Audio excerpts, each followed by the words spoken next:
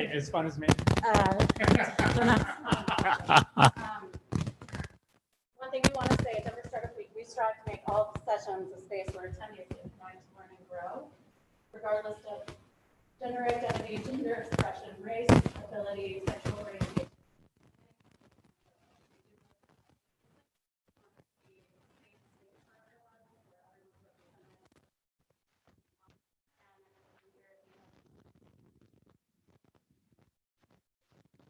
Coming up next on the designer track, we have 12 o'clock Doing Good with Design Thinking with the Pledge 1% team and Fire Digital. So be sure to check that out. And hashtag Done Startup Week, hashtag designer track as you share and like tweet the session. Brian's gonna tell you more about the session. Hashtag awesome.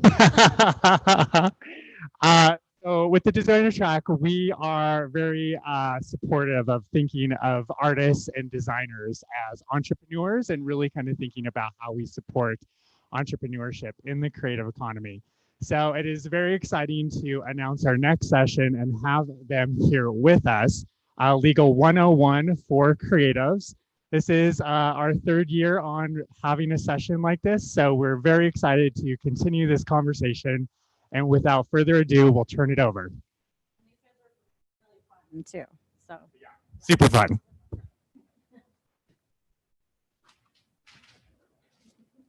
Thanks, Castle and Brian. Good morning, and welcome to Legal 101. My name is Amanda Milgrom, and I'm a partner at Milgrom and Daskam, focusing on employment law and litigation. I will be moderating today's discussion. Milgrom and Daskam is a Denver-based law firm focusing on all aspects of a business needs, from entity formation to financing to intellectual property to employment issues. We work with a broad range of companies, ranging from very small new startups to multi-million-dollar companies. We love helping folks formulate and create their dreams and then turn them into their businesses. We are a pending B Corp and a member of the 1% for the planet. Today, we are going to touch on some of the most critical considerations when you are thinking of starting a business, with a focus on the creative industry. It is critical to take these steps seriously to avoid problems down the road. For example, I recently had a client who used a photograph that they pulled from the internet, which they did not get permission for, and they didn't include any sort of attribution. The photographer then sued them for $150,000. So, listen up. Up first will be Maddie Shaner, and she will be talking about entity formation and how to choose the right fit for you and your business. Next, Jon Milgrom will provide an overview of intellectual property and how to protect it, one of your most critical assets. This will be followed up by Adam Hubbard, who will discuss your online presence and how to protect your intellectual property with a focus on social media. We will finish with remarks from Alex Kamada, who will talk about the importance of privacy law and give you some tips on how to stay compliant. If you have any questions during the presentation, please submit them in the Q&A box as we go, and we have saved some time at the end to go over them with you. You can also always feel free to reach out to any of our presenters with questions after, and they will be happy to answer them. And with that, I'm going to pass it to Maddie. Thank you.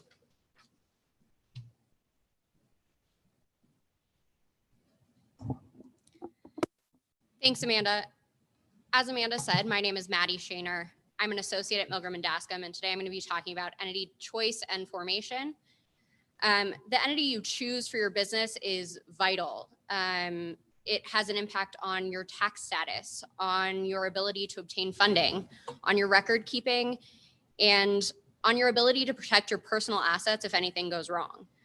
There are four major entity types that I'm going to be talking about. I'll focus briefly on the first three and then spend more time on the entity choice that I think will be most applicable to the broadest group.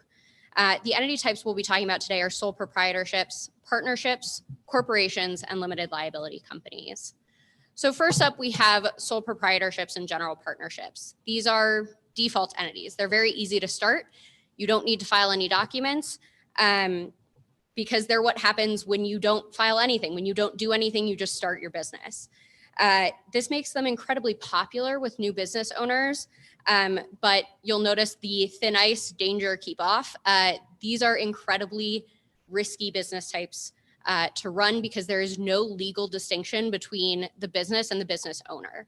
This means that there's no personal liability protection. The advantage of this business type is that there's only a single layer of taxation, but the major disadvantage is that if you get sued because something goes wrong, all of your personal assets are going to be at risk. So Amanda was talking about a client who pulled an image without permission, was sued for $150,000. This is, the other scenario could be you put a song in a promotional video and you don't have the proper license for that song. You get sued for hundreds of thousands, if not millions of dollars for using that song without permission. Even if you have business insurance, the potential risk here is that your business insurance isn't going to cover the full liability, and then you are going to be personally at risk. This means that you could lose your car in addition to your business. You could lose your house. You could lose your nest egg. In Colorado, it's really easy and really inexpensive to start an entity that can protect your assets. So danger, thin ice, stay away from sole proprietorships and general partnerships. After this session, make sure you go and form your entity. It's also nearly impossible to get funding for your entity if you don't have an entity that's separate from you as a business owner.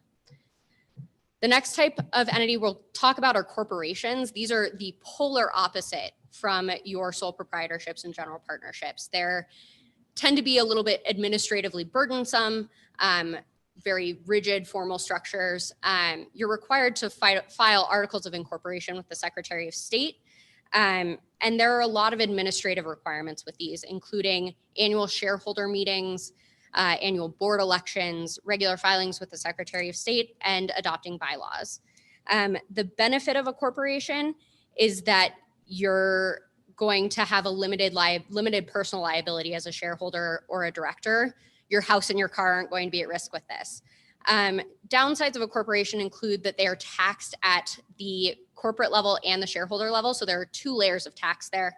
But one reason it might be worth it to go through the administrative hassle and the double layer of taxation is if you're planning on seeking venture capital in the future for your business.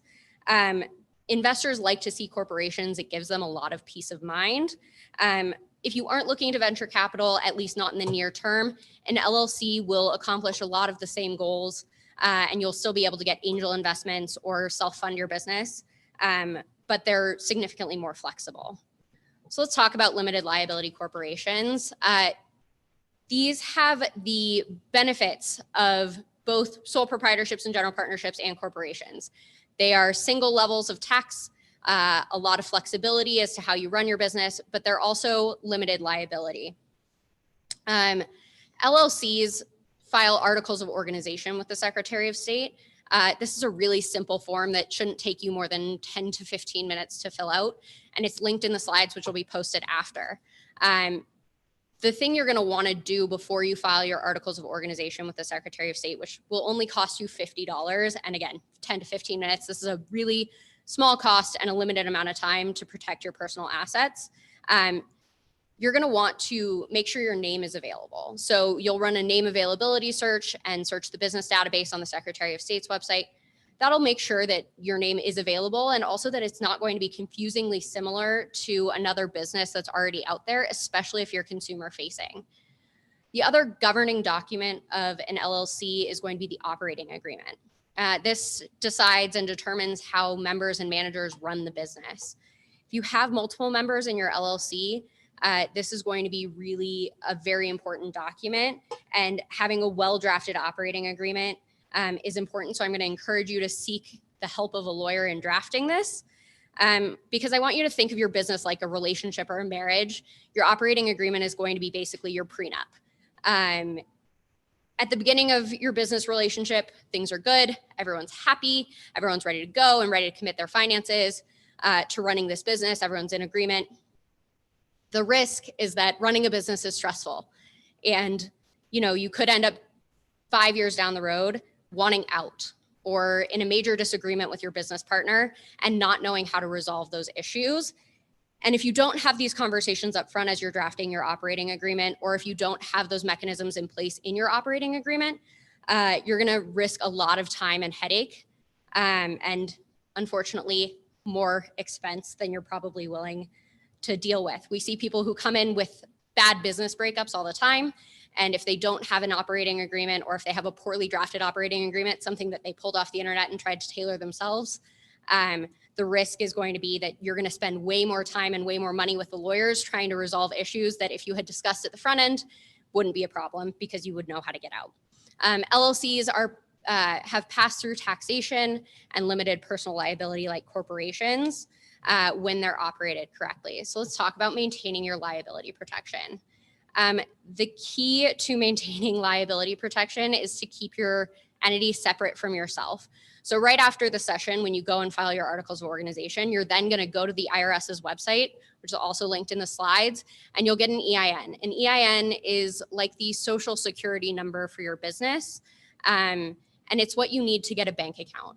Because the number one key to maintaining your liability protection is to separate your business and personal finances. Open a separate bank account or separate bank accounts for your business and run all of your income and expenses for your business through those bank accounts, and only your income and expenses for your business through those bank accounts. That's going to be how you keep your house and your car if anything goes wrong. The other thing that you should do, again, that's maybe a little bit more time consuming on the front end, but is going to save you a lot of hassle on the back end, is to keep detailed written records, especially where the finances of your business are concerned. If someone is giving you money, for instance, you need to know and record whether that's a loan that you need to pay back or whether they're buying a membership interest in your business, because that will drastically alter how you treat that money and how you approach your relationship with that individual or that investor.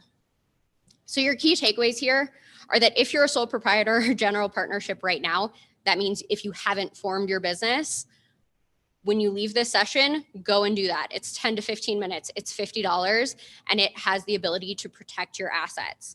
And then go and get an EIN and open your bank accounts, because keeping your finances separate is going to be critical in maintaining that liability protection.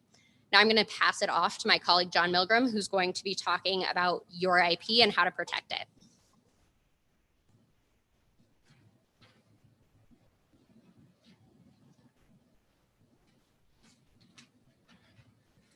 Thanks, Maddie. That was great. If you have any questions, please feel free to email Maddie. Her email is up on the slides right now.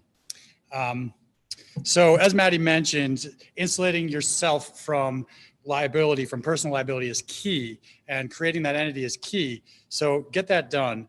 One of the largest sources of potential liability or value for your company is going to be housing your intellectual property, especially as creatives. We deal with a lot of creative companies, and you guys are creating some of the coolest stuff, and it's really valuable. Making sure you protect it is integral. And then, as Amanda alluded to in the intro, making sure you have the rights to use the intellectual property that you are going to employ in your venture is also integral. I'm Jon Milgrom from Milgrom and Daskam, and for the next 10 minutes or so, together with you, I'm going to be discussing intellectual property. And as you can tell from my beard and my thick rimmed glasses, we're going to be putting the IP back into HIP. So why is IP important to you? Why should you care? Well, approximately 1/3 of the value of all manufactured goods and products sold in the world are in intangible capital. This means that of the billions of dollars of things sold, the brand is critically important. Your brand is critically important. Your intellectual property is critically important. Protecting your IP is smart business. Just to look at a few examples, Qualcomm. Qualcomm is now multiple hundreds of billions of dollars in market capitalization. They only have patents. They create ideas and they sell ideas. Right now, every one of you has a phone in your pocket. It probably has Qualcomm technology in it. They didn't make the phone. They made the idea. They sold it. They made a lot of money. TiVo. This is an example of a company that did not do a very good job of protecting its intellectual property. They had a lot of patent protection on DVRs. It was ubiquitous about 10 years ago. Now, I don't know anybody who has a TiVo. So they did not enforce their intellectual property rights appropriately, and as a result, their business is kind of dwindling at this point. Modern Market is a Denver-based fast casual food chain, which I really like. They originally started off as Mod Market. They didn't do a trademark clearance search, which is something that Maddie was alluding to when they chose their name being Mod Market. Mod Pizza got pretty upset with that a couple years later, brought suit against them. It cost them hundreds of millions of dollars to rebrand from Mod Market to Modern Market. We had to rewrap their vehicles, change their menus, change all of their branded collateral. Change all their branded collateral. So that's pretty critical. Last one, this stylized design mark, this logo, probably a lot of you guys recognize. This is one of my favorites, Spotify. They have a lot of copyright issues, as you could imagine, with all the massive library of music that they have. They've settled multiple lawsuits for excesses of $40 million at a time. But they've also been able to leverage their copyright into a very successful business, which 10 years ago didn't even exist. So IP is really critical for businesses across a large spectrum of creative or product-based goods. And knowing what to do with your IP at the onset is going to save you a lot of headache and build you a lot of value. So today we're going to be talking about internal protections, including patent and trade secret. We're going to talk about external protections, so things that are leaving or providing you some sort of brand recognition in the market, like trademark and copyright. And then by the end of this, the attendees will be able to describe the 4 types of IP listed above and analyze your own intellectual property portfolio. So think about what you use and what you're producing and how to best protect it.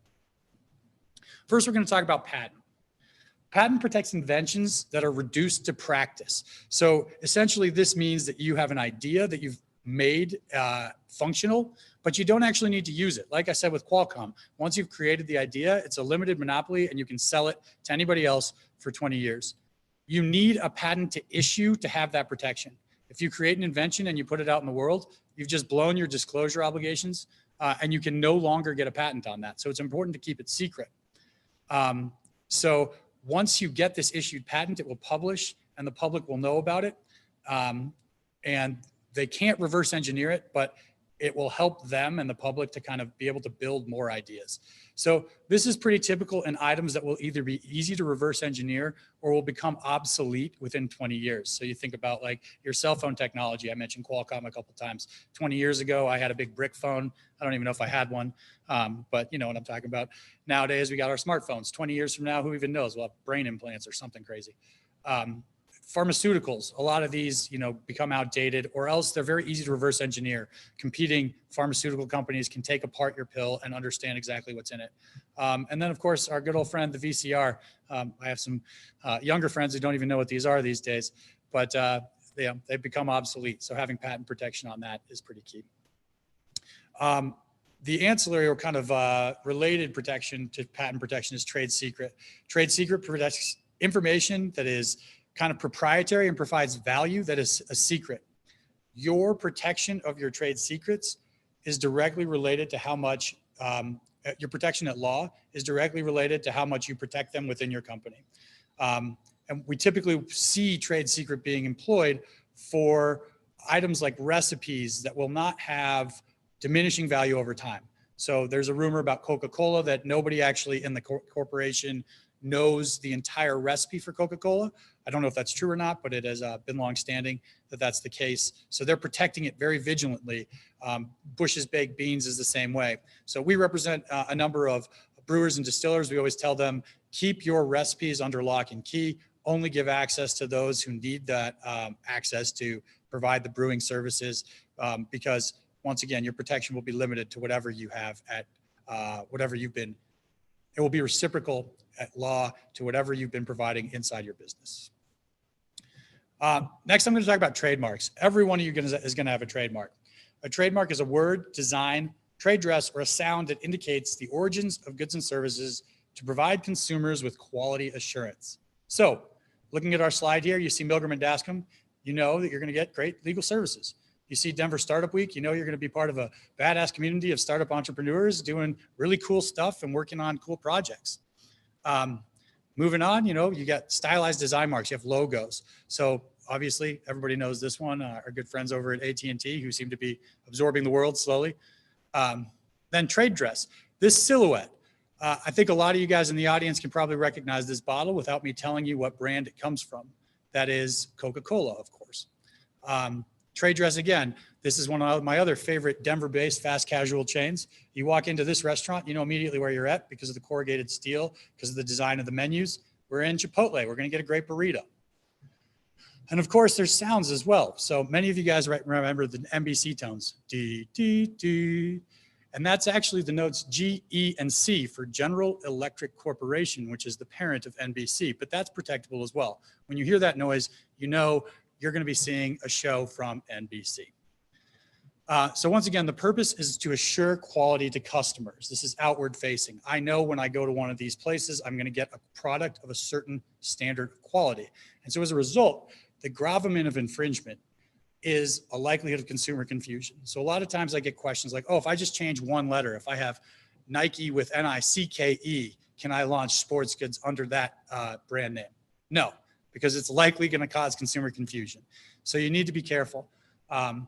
And so with that in mind, it's also, it's a common law right. So this means that if I go out and I start John's Burgers on the corner here, I start developing trademark rights immediately, whether or not I've registered that federally or not.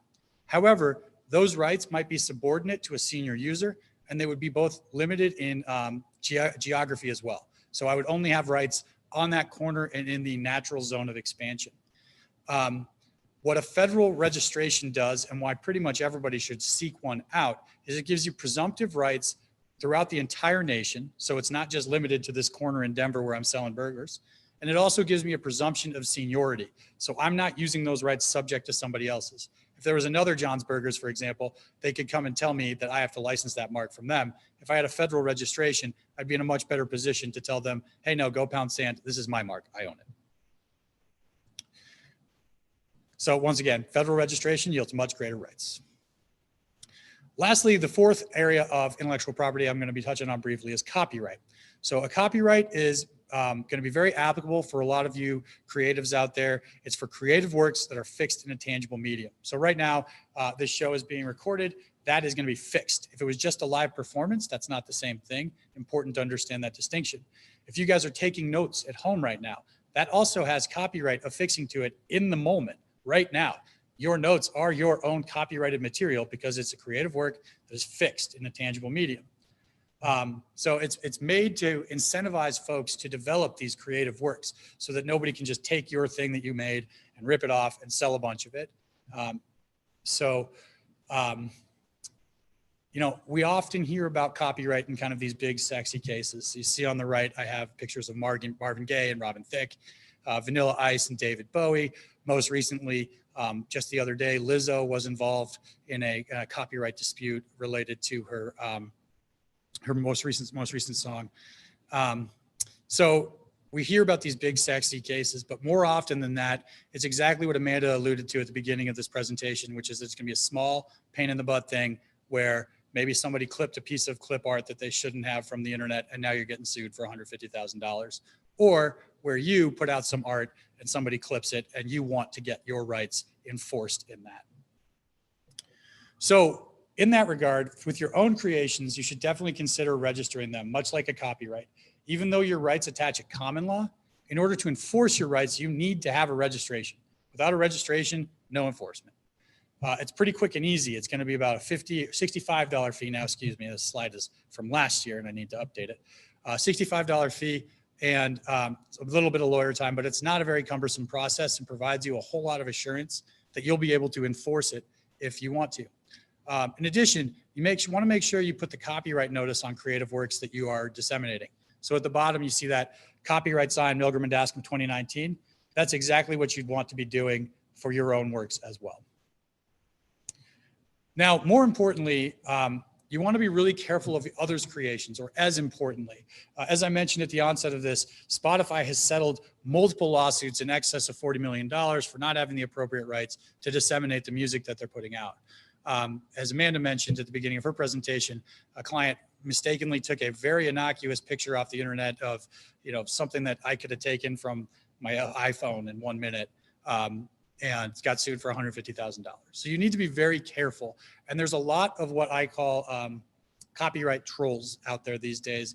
And what that means is that they are literally putting works out there with an effort to try to have you use them inappropriately and then get money from suing you. So you need to be very, very careful when you're pulling an image from Google, from anywhere else. Adam's going to talk a bit more about that in his presentation and some great resources for knowing that you have the appropriate rights. But read your contracts, read your licenses very carefully, make sure you have the rights to use whatever you're using, and you should be pretty happy. So going back over the overview, as I mentioned, there are four areas that you should be able to describe today. Patent, which is a limited 20-year monopoly to ideas and inventions. You cannot reverse engineer these because you have this 20-year monopoly. Trade secret, which is unlimited in time and protects ideas as long as it's a secret. Trademark, which indicates the origins of goods and services and provides quality assurance to consumers as long as the brand is protected and the trademark is protected. Copyright, which protects fixed works in a tangible medium. Make sure you're careful of traps, protect yourself, contract appropriately, register your works. So think about your IP and think about how you can best protect it and leverage it to drive your value and protect you from liability.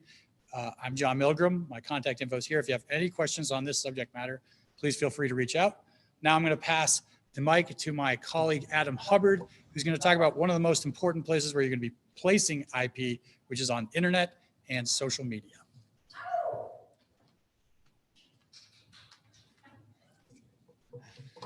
Thanks, John. As John mentioned, my name's Adam Hubbard, and I'm an attorney, a partner at Milgrom and Daskam, and I'm going to talk to you about some of the legal and practical issues you should be considering when developing and rolling out kind of your internet and social media strategies.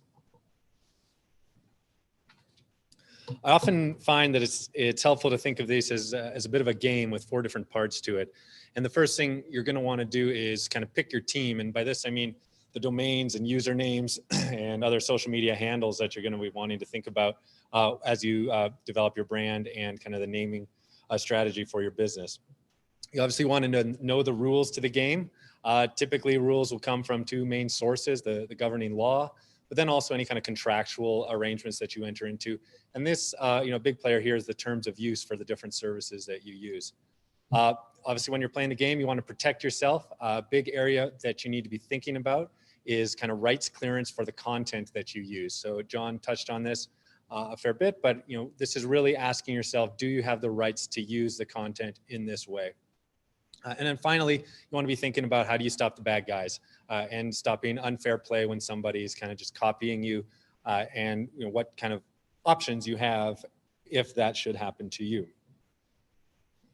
So first off, picking your team. Possession really is 9/10 of the law in this area. And so we really advise people that when you're in the process of naming your company, coming up with your branding strategy, that you think about the availability of all the web domains or the suite of domains that you might want, the social media handles and usernames. Obviously you have your main players, Instagram, Facebook, Twitter, YouTube, that you'll be wanting to think about whether you have availability there for the names that you want. Something that sometimes gets overlooked is thinking about third-party marketplaces that might be relevant to your business and what your naming abilities are and availability in those areas.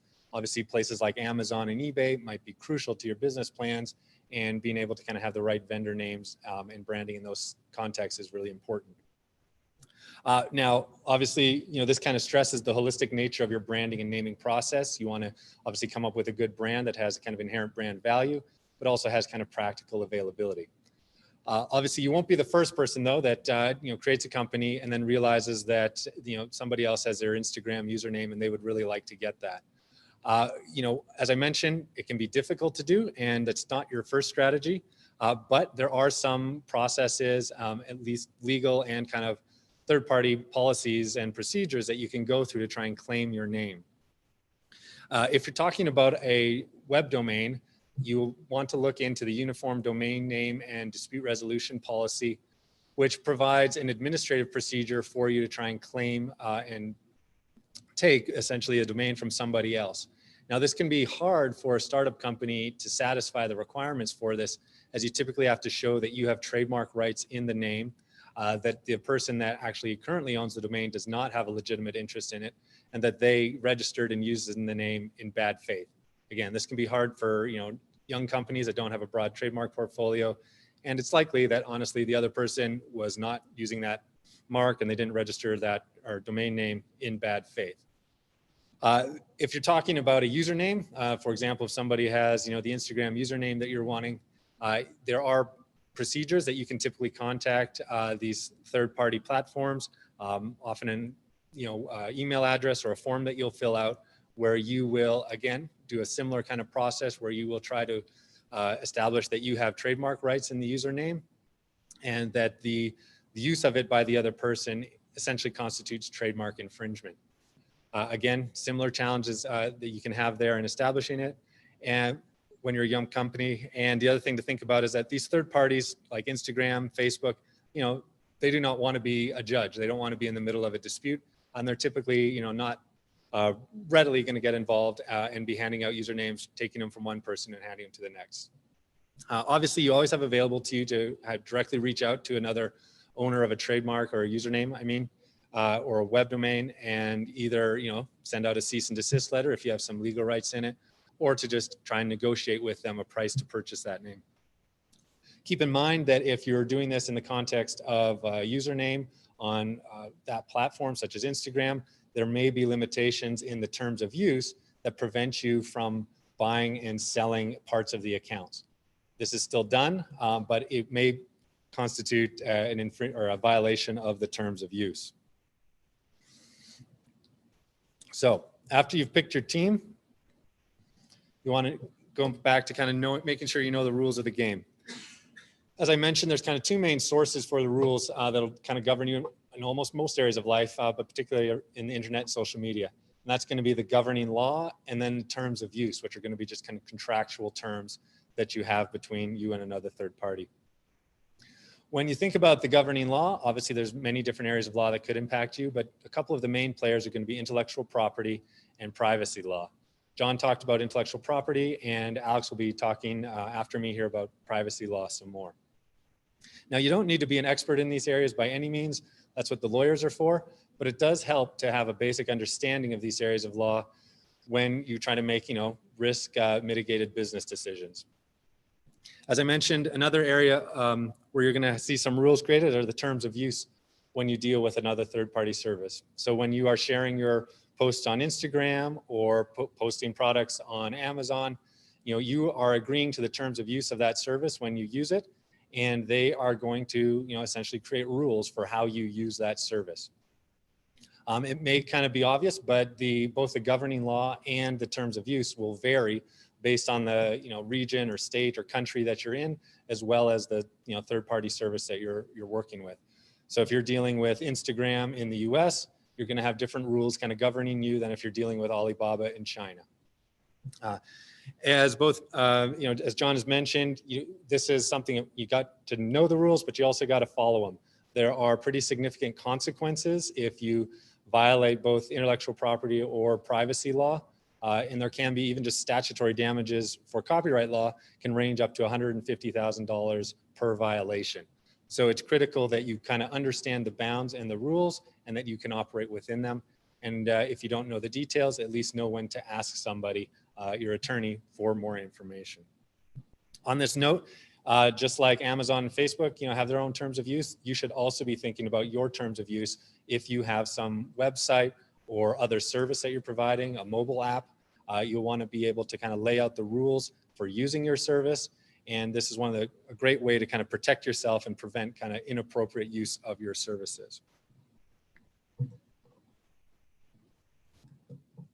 So one of the other ways I want to talk about protecting yourself is in rights clearance for the content that you use.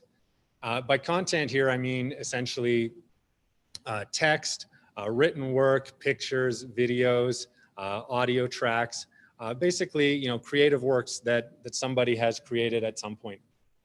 Now, whenever you use content, you should be asking yourself, do I have the right to use the content in this way? Questions that kind of help you answer that are, who created the work? Did I create the work? Did somebody else create it for me? And if somebody else created it, you really need to think hard about whether you have the rights to use it. You should be asking, what do I think my basis for my rights to use it are? Do I have an agreement with them to use it? And then you should be thinking about, what proof do I have of that agreement? Is that agreement in writing? How do I show that I have those rights to use it?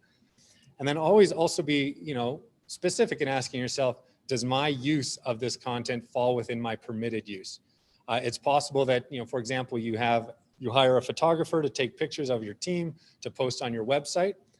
You may get a license from your photographer to do that, but that license, if you're not careful, may not include the ability to use those pictures in print material or for other uses. Some kind of common landmines where you should be asking yourself these questions is when you use social media posts from other people. Just because somebody posted those photos on Facebook or Instagram does not mean that they are now publicly available for everybody to use. So be careful in doing that. You should be thinking about your website content. So photos that are used on your website or in your blog, the content written in your blog. Also audio tracks to, product videos. Think about this when you have work created for you by others. Whenever you're kind of hiring somebody else to create a creative work for you, really be thinking about how do I establish that I have those rights in it. And typically that's going to mean that you have a written agreement with them, either assigning you those rights or providing you a license to those. Relatedly, you should be thinking about whenever you take pictures of other people, when the person is identifiable, or you do an interview with somebody, to make sure that you have the appropriate model or interview release in place. There is publicity and privacy rights that limit how you can use photos of other people and their interviews without getting consent. As I mentioned, you don't want to just go on the internet and start grabbing photos and using them how you want. Now, some people believe that if they kind of go to a quote stock photo place, that they'll be able to kind of use those photos however they want. That is not the case. The terms of use for the different stock photo websites vary greatly. At one end of the spectrum, there may be sites like Unsplash, where you receive a very broad license to use the work pretty much in however you want, except to create a competitor to Unsplash. At the other end of the spectrum, there's going to be websites, including places like Flickr, where the license really depends on each work that you look at. So it could vary from one photo to the other in terms of what license applies to that. So you want to be mindful that you always look at and review the terms of use before you grab stock photos. Finally, this is turning to kind of stopping the bad guys and stopping unfair play. This is really seen in counterfeits and infringers of your intellectual property rights. So you've created a great product, you've picked your team, you've got your usernames, domain names, you've got sorted out, you have a basic understanding of the rules, you're following the rules, you're doing everything to protect yourself. Then the next day you go on Amazon and you realize that somebody's selling a copycat product for half the price of what you're selling it for. What do you do? So the very first thing you need to do is really be kind of objective about it and ask yourself kind of a few questions to deal with the passion. A lot of times people will see something, they'll say that somebody's copying my idea, and that's not fair. That perhaps may be how you feel, but we definitely want to ask ourselves objectively, what rights can we assert in that type of situation? Do you have, a patent over the invention? Is the copycat using your trade name? Are they using marks or other design elements that are copying you that you might have copyright rights in? Think about whether they're using your name or likeness or persona. What kind of hook do you have to say that they are in fact violating your rights? And then secondly, consider whether it is in fact worth pursuing that counterfeiter or infringer. Certainly it doesn't feel right when somebody's copying you, but there is always going to be in terms of a cost in terms of time and money to try and go after these people. And if it's done in a bad way, there can be potential brand damage to you as well. That said, a lot of the times it is worth your time and money to go after other people that are essentially eating your lunch.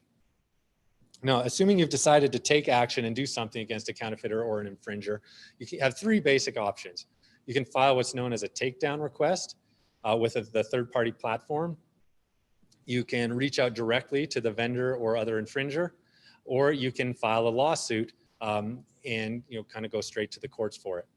Typically, you're going to want to start with a takedown request, and because they're the most efficient, you will contact the platforms such as Amazon or Facebook, and you'll either fill out a form or send them an email, essentially laying out which rights you have and saying why they violate your rights.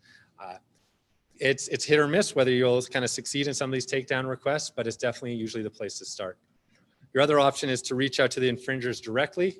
This can be challenging if you don't know the contact information. And again, results may vary. And finally, you'll want to file a lawsuit if it rises to that kind of concern.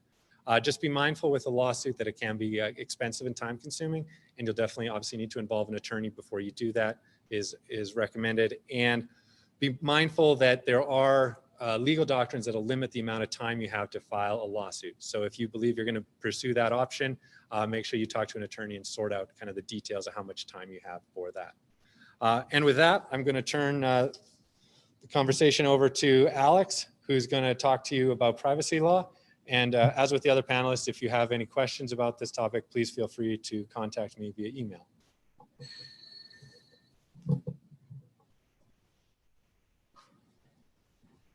Great. Thank you, Adam. Awesome discussion on IP. So my name is Alex Kamada. I'm going to be talking about privacy, security, and how it affects your business. You know, as data becomes more important today, as you know, you collect your customers' information, or you work for somebody, you do marketing, for example, collecting information correctly, processing it correctly is becoming more and more important. So as a just general overview, we're going to talk about kind of why this matters, right? Why is this important for you to know? We're going to be talking about the big two privacy/security laws out there right now. Then we'll talk about Colorado specific laws. We'll talk about kind of action steps you can take. And then finally, we'll talk about other privacy laws out there. We don't have a lot of time today, unfortunately, to dig deep into other privacy laws, but I do want to make you aware of them in case you do something in medical information, for example, or financial information. You kind of know kind of at least that you need to seek help or seek legal compliance to make sure there's no liability there. So first, you know, why does this matter, right? And first and foremost, it's because, you know, your customers care. Or if you're working for someone else, their customers care, right? So 97% of customers, when they were surveyed in a survey, said that privacy was somewhat or very important to them. And of those, 91% said that they wish that Colorado or other states enacted stricter privacy laws. You know, another survey, 32% said that privacy was so important to them that they wished that, that they changed service providers because they didn't comply with privacy notices or they had bad privacy practices. Now, secondly, you can use the data. I can't tell you how many times we have clients who say, for example, I collect email addresses, I guess, but I don't know where they are. I don't know what I'm doing with them. You know, this is a really good way to help you organize your data, to help you organize kind of what you're doing, why you're collecting information. And I'll keep emphasizing this, but this is a way to figure out what you don't need to collect, right? If you're collecting gender information, for example, you don't need to collect it, don't collect it. This is a really good way to help you out there and make your business more efficient. And finally, you know, the first two were kind of the carrots. This is kind of the stick, right? That if you don't comply with privacy laws here, there are fines involved, right? So there are governmental fines. There's kind of a private right of action. You know, there's loss of business. And I do want to emphasize, as John earlier stated, that there are kind of copyright trolls out there. There are also kind of privacy trolls as well. So there's a new kind of development, but people, lawyers, quasi-lawyers are going around and looking at your privacy notices, looking at your privacy practices. If they're not up to par, if they're not compliant with legal obligations, they are sending people kind of complaints. They're suing them. They're trying to enact or extract money from you. So, you know, making sure that you're privacy compliant is just good business sense. So going to the first two big privacy laws, right? There's California and there's Europe. And so in Europe, there's a general data protection regulation, GDPR. In California, there's the California Consumer Privacy Act, CCPA. And I want to say first, like maybe these will apply to you. And if so, great, we can talk about them today and you can get kind of on track. But even if these don't apply to you, I want to let you know these are kind of like the high water mark. So even if they're not explicitly applicable to you today, this is kind of the direction that privacy law is trending. And so, you know, enacting these actions today or starting to take steps today as you're building out your business, as you're growing, is going to save you a lot of headache in the future, right? It'll save you time, it'll save you money, it'll save you kind of potential liability. It'll just make it far easier for you to do. So I advise that you start taking steps immediately. So first, you know, what do these apply to, right? So the GDPR kind of applies to if you're in Europe or if in the EU region, or also if you're marketing to the EU region, right, as well. If you're selling goods and services, if you're putting commercials, if you're selling kind of soliciting out there, the GDPR applies to you as well. CCPA, on the other hand, applies if you're doing for-profit business in California. And there's kind of those three kind of bullet points underneath it, right? So if you're doing kind of over $50 million annual revenue, if you're sharing, transferring over 50,000 kind of consumer household kind of data points, or if your business derives 50% or more of its profit from selling consumer information. Now, what is kind of personal information, consumer information in these acts? Well, both of them have kind of a similar look in it. It's a very holistic idea, and that like anything really that can identify a household, can identify a consumer, can be protected information. So names, email addresses, date of birth, right? Where you're located, medical information. This can all be consumer and protected information here. And then finally, kind of a privacy notice, and right? So you are required under these acts to kind of put a detailed notice of what you're gonna do, how you're using information, how you're getting consent from your customers to use their information.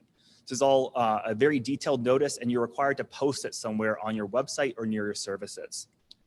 Now, fourth, there's security measures here, right? So you're collecting private information from consumers, and you're required to take kind of reasonable steps. So GDPR explicitly says you need to take reasonable and appropriate technical, physical, administrative steps. CCPA doesn't quite have that requirement, but it does allow you to get sued if you don't take these reasonable steps and there's a data breach, right? And what does reasonable mean here? Well, it really is about kind of taking appropriate steps depending on the sensitivity of the information and how big your business is. So, you know, the more sensitive information, the more privacy. The bigger your business, the more privacy, right? So if you're just collecting email addresses, probably less privacy. If you're collecting medical information, definitely more. If you're collecting, you know, if you're a small mom and pop shop, less security measures. If you're, you know, big Fortune 500 company, definitely expected to take more security measures. Now, fifth, there's kind of private rights to request information. And this is kind of new, and you should be kind of thinking about how you're going to do these process requests. So under CCPA or GDPR, consumers can ask to look at their information. They can ask you to delete information on them. They can ask you to transfer information. And under GDPR, they can ask you to kind of correct the information you have on them. So you should think about, right, what email address are they going to send these requests to? How are you going to verify that this is the person that really is requesting the information, right? Maybe this is just some random person trying to hack you. How are you going to verify that this is the right person? So thinking about email addresses, who's in charge of this, what portals can enact to make sure and verify these people is all going to be very important. And finally, penalties. So as I've said, privacy is becoming very important, and in not complying with this has significant penalties for you. So under GDPR, it's up to 20 million euros or 4% of your annual gross revenue. Under CCPA, it's $2,500 per violation or $7,500 if it's intentional. And finally, there's a private right of action where individual consumers can sue you if you violate their privacy. Now, moving on to Colorado privacy, right? So I want to say like 8 years ago, this didn't exist. This is becoming more and more important, as I said, and everything's moving toward kind of California and Europe's laws. So right now in Colorado, we do have kind of some privacy laws, and they apply to these personal information, right? So it includes like social security numbers, includes credit card information, kind of passport, government ID information, sensitive information that can identify you. And you're required under Colorado law to take reasonable security measures. And again, much like CCPA or GDPR, this is supposed to be kind of relative to the information you're collecting, the sensitivity of it, and the size and organizational structure of your business, right? Again, the smaller you are, the less security measures, the bigger you are, the more sensitive information, medical information, gender, sexual orientation, you need to take drastically more strict security measures there. They also require you to kind of third-party compliance. So if you're working with vendors, they need to comply with this too, right? They need to also take these security measures as well. Moving on, there's a security breach information here. So basically, if you do have a security breach, if this personal information gets out into the world, you need to contact people within 30 days of their information being breached. And if over 500 Colorado residents are affected, you need to notify the Attorney General's office. And finally, there's a disposal rule. So you are required to have a policy about how you're going to dispose of this information. As soon as you don't need the information again, get rid of it. Again, this is kind of me emphasizing again, if you don't need the information, get rid of it, right? If you don't need information, don't collect it. Once you don't need it anymore, get rid of the information. So what can you do for action steps? Well, first, get a privacy policy, right? And we recommend you have a professional do this for you, but you should think about what information am I collecting? How am I going to use it? What information do I need, right? And what information do I not need? And again, don't collect information you're not using, and then you'll just post this online or near your services.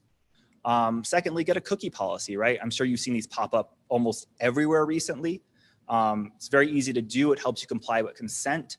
You can go online and use an automated program for this, Cookie Pro, Cookie Bot. There's a ton, say Cookie Anything, and there's probably a kind of program that does this. We posted one on our website that we have on our website up there. You can go look at our website at milgromlaw.com if you want to see what our cookie policy looks like. Third, kind of have disposal policies I talk about how you're going to get rid of sensitive information. And then fourth, have security measures. So, encrypt your data if you can, protect it, take it in a file or a locked box. If you're collecting social security numbers, for example, you need them, but your employees don't need to see them. Don't let certain employees see them, right? Take reasonable steps to protect the information. And then finally, just briefly, I want to talk about other privacy laws. I want to leave some time for Q&A, so I'll just go through this very quickly. But, if you're doing medical information, HIPAA or high tech on the top probably applies to you. You should talk to somebody about that. If you're doing educational rights, so you're doing student records or you're doing college records, FERPA or the Family Educational Rights and Privacy Act probably applies to you. If you're doing financial information, the Gramm-Leach-Bliley Act applies. Go ask somebody about that. If you're doing telemarketing, CAN-SPAM Act probably applies. So that it talks about how you can contact customers, how you can cold call people, how you can send out marketing emails, how you can send out text messages to those people. If you're going to do credit reports or background checks on people, especially in the employment context, and you're looking at them, looking at a criminal record, the Federal Credit Reporting Act or FCRA applies, and look at that. If you're doing anything with minors, anyone under 18 or 16, depending on jurisdiction, or sometimes under 13, definitely know that there are more strict regulations around them, and sometimes you'll need parental consent instead of the minor's consent to use their data. And finally, if you're collecting credit card information, PCI DSS applies. Make sure you definitely comply with that, as otherwise you won't be able to collect credit card information, and it might ruin your business. So with that said, we'll take any questions right now. I will pass it along to Amanda, who will be moderating in the background, and I'll bring all the other panelists up here to take some questions that we have. Thanks, Alex, and thank you to all the panelists. That was a wealth of information. I've just learned that there's nobody coming on right after us, so we're going to extend for a few minutes and answer some of these questions that you guys have thrown at us. To start, Jon, I think this one's probably for you. It's from Audrey. She asks, if you register for a creative work and then you make a small edit to it later on, is that updated creative work protected, or does it need to be re-registered? That's a great question, Audrey. What you've created is called a derivative work. The derivative work's use is subject to the copyright in the original work. So technically, yes, you would want to register the derivative work and of course your rights in it as well. So short answer is yes, you would want to re-register with the updated creative work.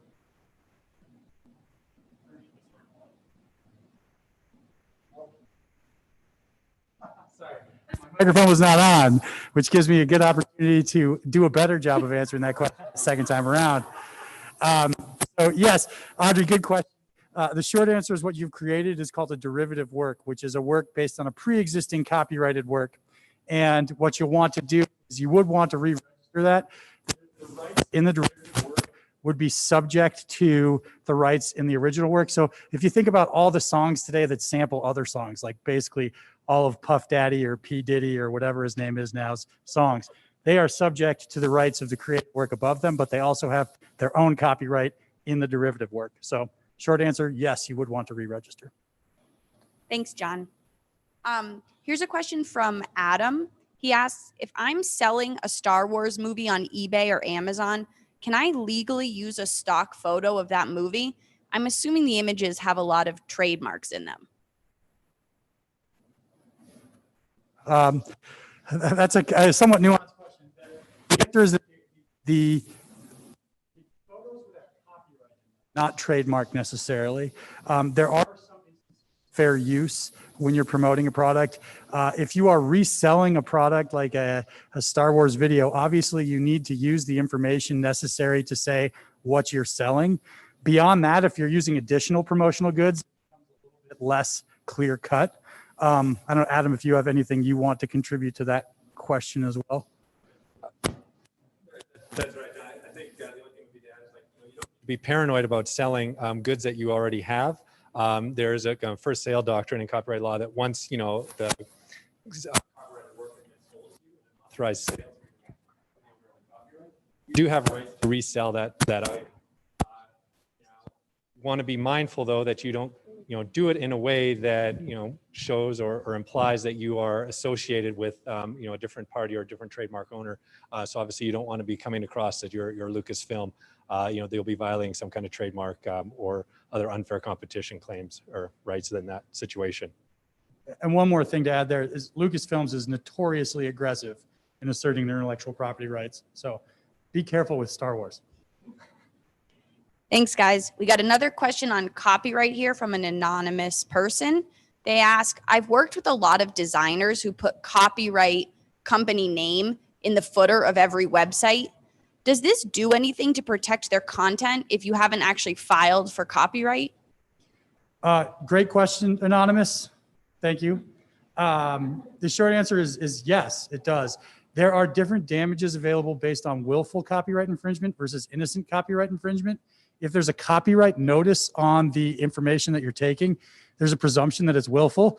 So while you still would want to register the copyright, the damages that you could get would be much greater and the protection is much greater. So providing that copyright notice is always really nice.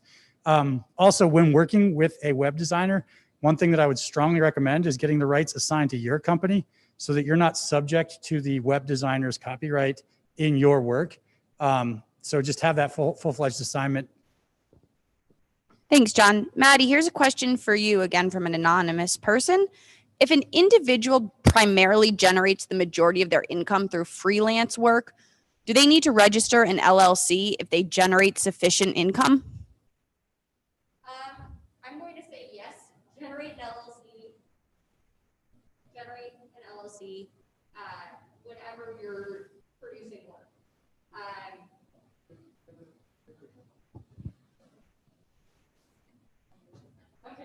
Sorry about that. Yes. Generate or create an LLC. It is going to protect the work, whether you're doing it freelance or whether you're running your own company. Operating through an LLC is going to, again, provide that limited liability protection so that you're not subjecting your personal assets if anything goes wrong. Thanks. And here's another question from Adam. What is the best way for an individuals to start their own trademark clearance search? Yeah, so honestly, this is something you really should do. Even if you plan to hire an attorney or work with an attorney in that process, you really do want to think about starting yourself. And there's two main areas that you want to look at. First, just start with Google. Look out there, see what other companies are out there operating in the same space. Be mindful that there's going to be nuances to whether other users and uses of that mark is a concern for you and will kind of block you or create liability for you. So this is a nuanced area to kind of evaluate those results. But having an understanding of what marks are out there being used by others is a great starting place to talk with your attorney about it. And so that's kind of just using a search engine or Google, something like that to kind of see what's out there. And then the other option is you should be looking at the Patent and Trademark Office. So the US Patent and Trademark Office, they have a tool that allows you to search for registered trademarks or trademarks that have been applied for registration on their website.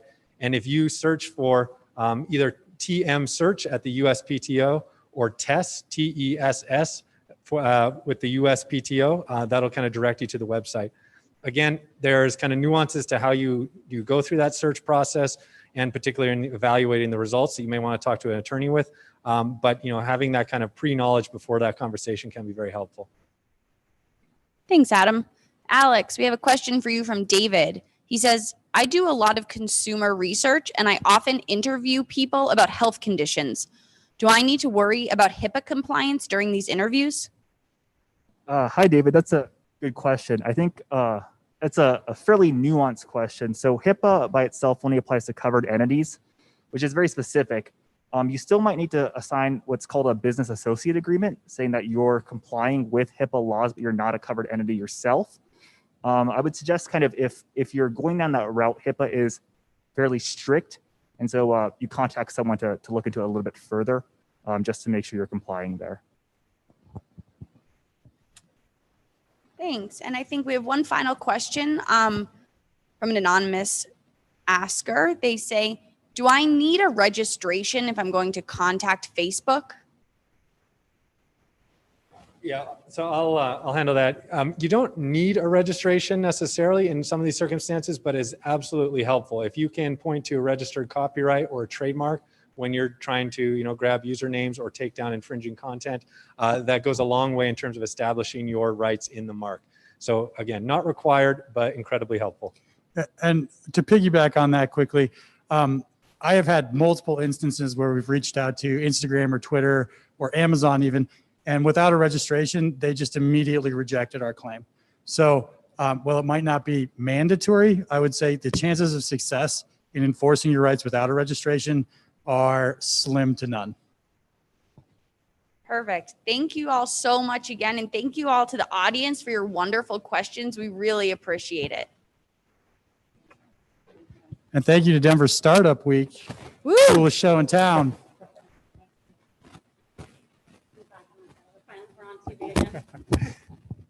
We just want to thank you guys so much for making this so understandable and accessible and not making us feel dumb.